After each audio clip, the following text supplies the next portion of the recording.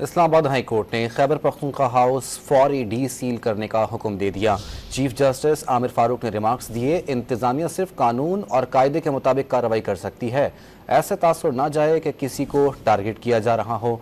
समाअत के दौरान CDA के वकील ने कहा कि खैबर पख्तूनख्वा हाउस में गैर कानूनी तामीरात हुई और कुछ वाजिबात भी बाकी हैं। पहला नोटिस 2014 में दिया गया था। चीफ जस्टिस ने कहा, अगर कुछ है तो नोटिस करें, वो इसको देख लेंगे। आप कानून कायदे के मुताबिक ये कर सकते हैं।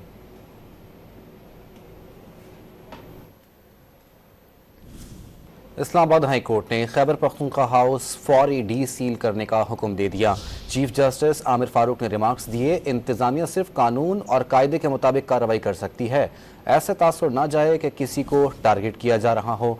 समाअत के दौरान CDA के वकील ने कहा कि खैबर पख्तूनख्वा हाउस में गैर कानूनी तामीरात हुई और कुछ वाजिबात भी बाकी हैं। पहला नोटिस 2014 में दिया गया था। चीफ जस्टिस ने कहा, अगर कुछ है तो नोटिस करें, वो इसको देख लेंगे। आप कानून कायदे के मुताबिक ये कर सकते हैं।